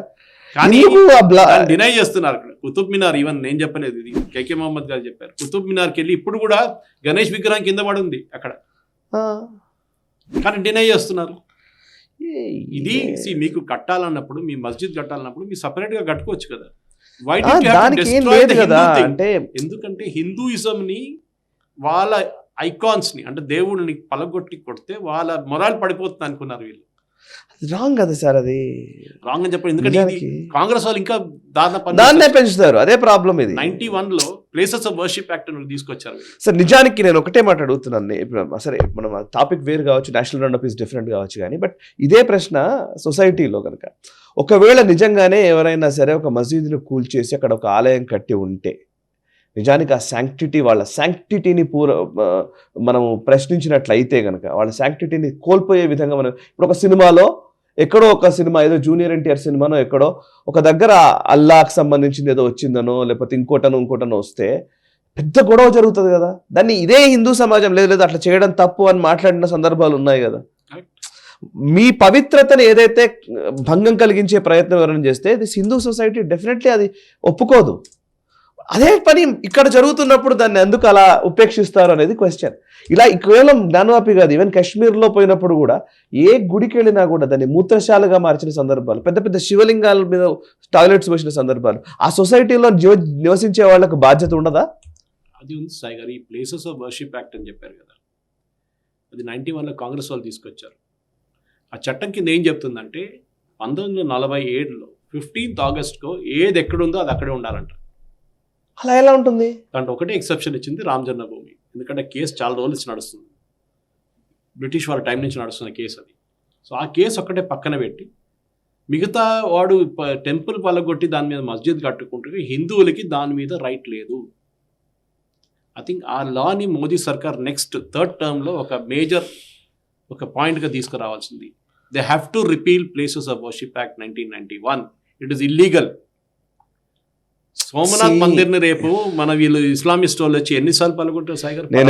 నేను ఎప్పుడు చిన్నప్పటి నుంచి నేను కొంచెం తెలంగాణ పల్లెటూరులో పెరిగిన వాడినే. బట్ నాకు ఈ కమ్యూనిస్టులు వీళ్ళందరి మాటలు గుర్తున్నాయి.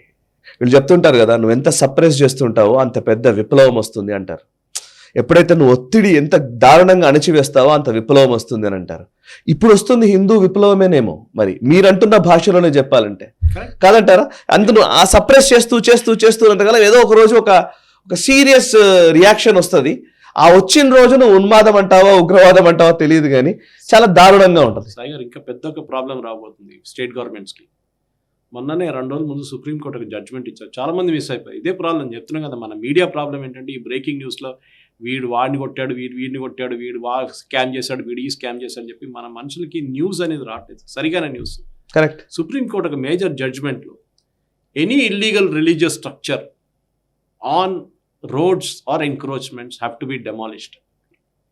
ఇప్పుడు చాలా ఐ థింక్ మోర్ దెన్ 5-6 వేల కేసులు స్టే ఆర్డర్లు ఉన్నాయి హైకోర్టులో.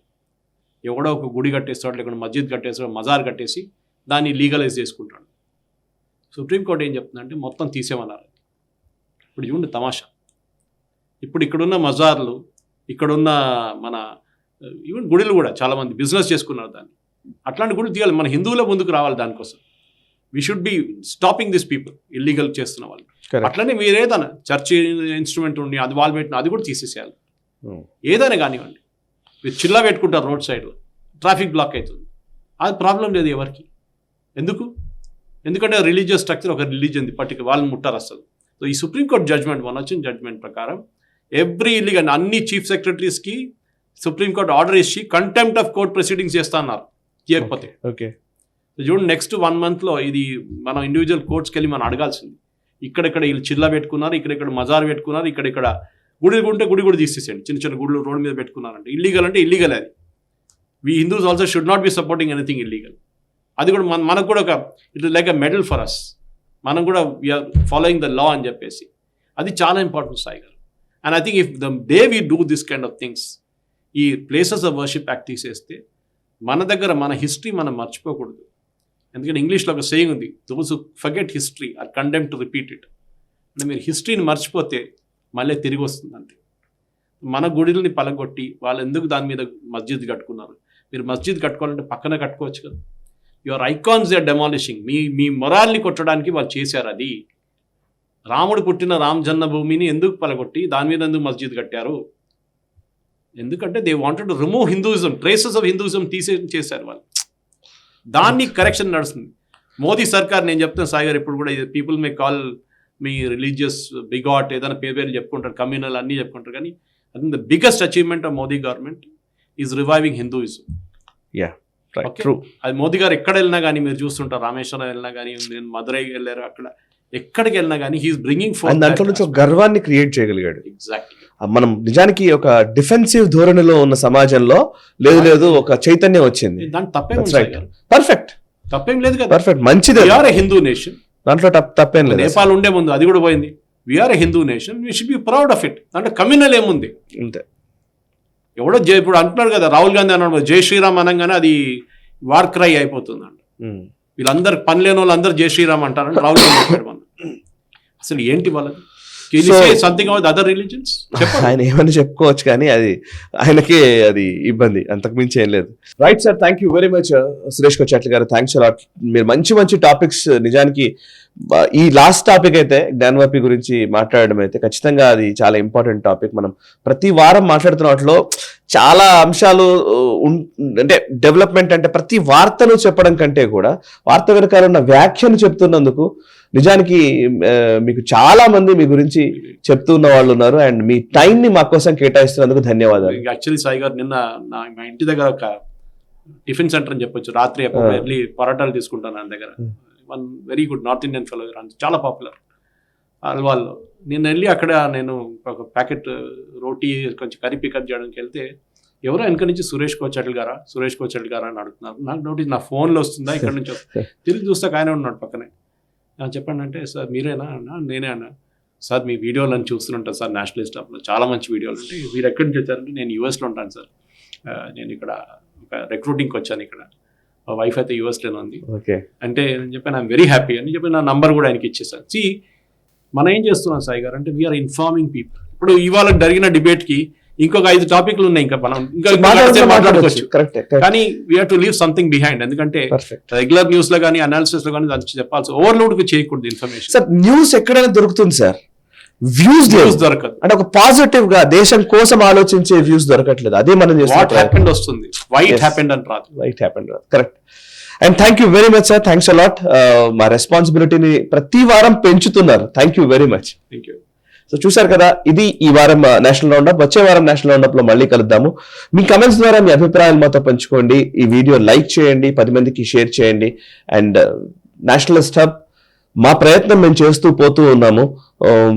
నేనేమి అంటే పదే మిమ్మల్ని రిక్వెస్ట్ చేయాలనే ఉద్దేశం కాదు, కానీ ఇది 10 మందికి తీసుకెళ్లే ప్రయత్నం చేయండి. ఎందుకంటే మా ప్రయత్నం 10 మందికి వెళ్ళడం వల్ల జాతీయవాద ధోరణిని ఈ తెలుగు నాట మనం ప్రతిష్ఠించిన వాళ్ళం అవుతాం. అట్లీస్ట్ నెక్స్ట్ జనరేషన్స్ కి నేషనలిస్టిక్ వ్యూ పాయింట్ లో ఆలోచించే విధంగా మనం వాళ్ళని ప్రోత్సహించిన వాళ్ళం అవుతాం. చూస్తున్నాం నేషనలిస్ట్ హబ్, మనసా వాచా కర్మణ, దేశహితం కోసం. ఈ వీడియో మీకు నచ్చినట్టయితే లైక్ చేయండి, 10 మందికి షేర్ చేయండి. అలాగే కామెంట్ల రూపంలో మీ అభిప్రాయాలను మాతో పంచుకోండి. Nationalist hub group of channels ను సబ్స్క్రైబ్ చేసుకుని తెలుగునాట జాతీయవాద జర్నలిజాన్ని ప్రోత్సహించండి. ఈ వీడియో కింద ఉన్న బెల్ ఐకాన్ పై క్లిక్ చేయడం మర్చిపోవద్దు.